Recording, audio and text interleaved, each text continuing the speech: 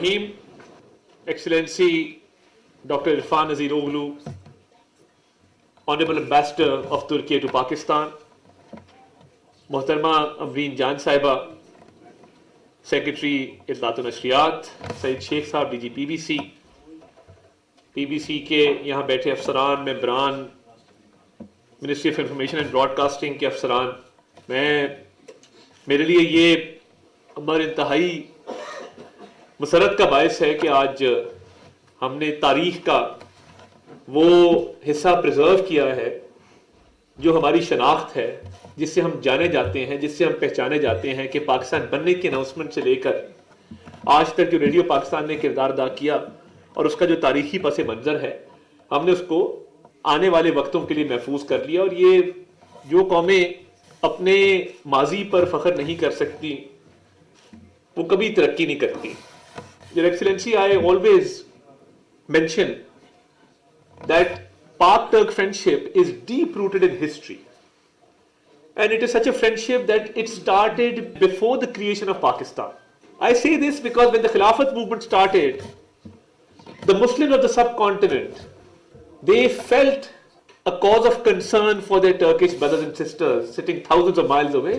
And that's why this friendship, it's not about borders, it's not about boundaries, it's about a heart-to-heart connection between the people of Turkey and between the people of Pakistan. آپ دیکھیے کہ ابھی Pakistan Mars وجود میں نہیں آیا تھا اور یہاں کے بر صغیر کے مسلمانوں کو اس بات کا پتہ لگا کہ ترکی کے مسلمان، ان کو ہماری مدد کی ضرورت ہے. عورتوں نے زیور بیچے، لوگوں نے اپنی زمینیں بیچیں، اپنے جو ان کی پوزیشنز تھی وہ بیچیں، اور وہ انہوں نے ترکیہ بھجوایا اپنے بہن بھائیوں کی مدد کے لیے. This is a legacy of the past that we carry forward even today. And one of the few countries where we go as Pakistanis and we feel a sense of ownership, a sense of warmth, and a sense of affection is Turkey. Because whenever somebody asks you in Turkey, where are you from? And we say Pakistan, you can see their eyes light up. You can see a shine in their eyes. So this is something that we are very, very proud of. اور اس بات کی قدر دیکھیے، ترک قوم نے اتنی دہائیاں گزر جانے کے بعد انہیں پتہ ہے کہ یہ بر صغیر کے مسلمان تھے جو آج کے پاکستان میں رہتے ہیں، جنہوں نے ہماری اس وقت قدر کی تھی. تو ہمارے پہ فرض ہے کہ ہم نسل در نسل جو ہے اس محبت کے سلسلے کو، اس آپس میں ایک بھائی چارے کے سلسلے کو آگے بڑھائیں. تو ہمیں بھی ضرورت ہے کہ ہم اس کا جتنا پرچار کر سکیں، اس کو جتنا ہم آگے لے کے چل سکیں، یہ ہمیں کرنا چاہیے. اور اب دور بہت بدل گیا ہے. So we need to tell the people about Pak Turk friendship, about its historical roots, about what it is supposed to achieve, and how we are intertwined as you know, as two nations and as one people. So people to people contact, cooperation at every level, and we are very thankful to you, to the Turkish government, to His Excellency President Recep Tayyip Erdogan, for all the collaboration and cooperation that is taking place between Turkey and Pakistan. اور یہ جو ٹیکا نے یہاں پہ یہ project کیا، جو ٹرکش کوآپریشن اور کوآرڈینیشن کی ایجنسی ہے، میں سمجھتا ہوں کہ دیکھیے یہ بہت سارے ڈیولپمنٹ کے پروجیکٹس بھی ہو سکتے ہیں اور کر رہے ہیں وہ، بٹ انہوں نے فوکس کیا ایک ہسٹوریکل چیز کو پریزرو کرنے میں، کہ ایک تاریخ کا ایک حصہ ہے جس کو محفوظ ہونا چاہیے. انہوں نے اپنا کردار ادا کیا کہ ہم اس کو محفوظ کریں تاکہ آنے والی نسلیں دیکھیں کہ ریڈیو پاکستان نے کیا کردار ادا کیا پاکستان کی بننے سے لے کے آج تک. اور دیکھیے اب دور بہت بدل گیا. اس وقت تو ٹیلی ویژن بھی یہی تھا، اس وقت کا سوشل میڈیا بھی یہی تھا، اس وقت کی پوڈ کاسٹ بھی یہی تھی، اس وقت کا ویلاگ بھی یہی تھا. ہر چیز جو تھی وہ ریڈیو کے ذریعے ہی تھی. سب سے افیکٹو موڈ آف کمیونیکیشن وہ ریڈیو تھا. میں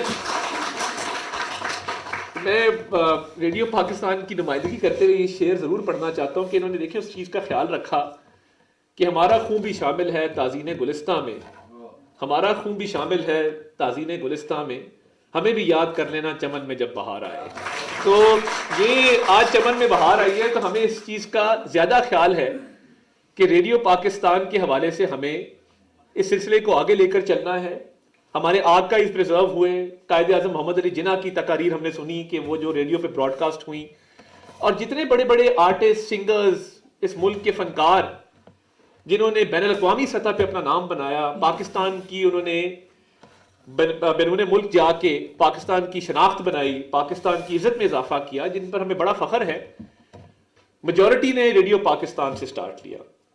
اور میں یہ سمجھتا ہوں کہ جو کردار ادا کیا جا سکتا تھا، دیکھیے ایک ہوتا ہے موڈ آف کمیونیکیشن، اس کے علاوہ وہ اویئرنیس کیمپینز ہوں، وہ جنگوں کے دوران قوم کا، افواج کا حوصلہ بڑھانا ہو، وہ انٹرٹینمنٹ ہو، وہ آپ کی اکانومی ہو. ایگریکلچر کے پروگرامز کیوں ریڈیو پہ چلتے تھے؟ اس کی کیا وجہ ہے؟ کہ آپ کی رورل اکانومی تھی. آج بھی ہماری میجورٹی رورل اکانومی ہے جو زراعت پہ بیسڈ ہے. تو ایگریکلچر کے پروگرام کی ضرورت اس لیے پیش آئی کہ آپ کی اکانومی کی بیک بون کو سٹرونگ کیا جائے. اور آج کل کے لوگ اس کو نہیں سمجھتے کہ جب زراعت پہ کوئی پروگرام چلتا تھا تو جو زراعت کے حوالے سے انوویشنز کی جاتی تھیں یا معلومات دی جاتی تھیں، اور جب فصل اچھی ہوتی تھی تو آپ کی فصل ایکسپورٹ بھی ہوتی تھی، آپ کو زر مبادلہ بھی ملتا تھا. اور جب فصل اچھی ہوتی تھی آپ کی اکانومی میں پیسہ بھی سرکولیٹ ہوتا تھا، آپ کی اکانومی جو ہے وہ ترقی بھی کرتی تھی. تو جہاں پہ آرٹس کا، کلچر کا ایک رول ہے، وہاں پہ اکانومی کے اندر بہتری لانے کا، اکانومی کو سٹرونگ کرنے میں بھی ریڈیو کا رول رہا ہے. خدا نہ خواستہ کوئی قدرتی آفت آ جائے تو اس دوران کس نے کس کی مدد کرنی ہے، کیسے کرنی ہے، احتیاطی تدابیر کیا اپنانی ہے، اور کن چیزوں کا خیال رکھنے کی ضرورت ہے، کون سے ایریاز کے اندر زیادہ اس قدرتی آفت نے تباہی مچائی ہے. تو ہم پاکستانی بڑے ریزیلینٹ لوگ ہیں. جب کوئی آفت آ جائے ہم یوں اکٹھے ہو جاتے ہیں. دنیا میں اتنی چیریٹی کوئی اور قوم نہیں کرتی جتنی پاکستانی قوم کرتی ہے. دنیا کے اندر آزاد کشمیر میں زلزلہ آیا، پورے پاکستان سے لوگ اکٹھے ہو کے وہاں پہنچ گئے. 2010 کے فلڈ میں نے دیکھا، میں سندھ والی سائڈ پہ بھی گیا، میں مظفر گڑھ، دائرہ دین پناہ، ان علاقوں میں بھی گیا. میں نے پورے پاکستان سے لوگ دیکھے کہ امدادی سامان لے کے پہنچے ہوئے تھے. تو یہ ہم بڑے ریزیلینٹ لوگ ہیں. اور میں یہ سمجھتا ہوں کہ دیکھیے اس میں بھی اس وقت جب موڈ آف کمیونیکیشن خاص نہیں تھا، تو اگر کسی نے کسی کی مدد کرنی ہے کسی آفت زدہ علاقے میں تو وہ کیسے کرے گا؟ اس میں ریڈیو کا کردار تھا یہ بتانے میں کہ یہ قدرتی آفت کہاں آئی ہے، اس کا نیچر کیا ہے، اس کا میگنیٹیوڈ کتنا ہے. تو یہ آج کا دن یہاں پہ ہم پاک ٹرک کولیبریشن کو بھی سیلیبریٹ کر رہے ہیں، اپنے ماضی کو، اپنی ہسٹری کو پریزرو کرنے کو بھی سیلیبریٹ کر رہے ہیں، ریڈیو پاکستان کے کردار کو بھی سیلیبریٹ کر رہے ہیں.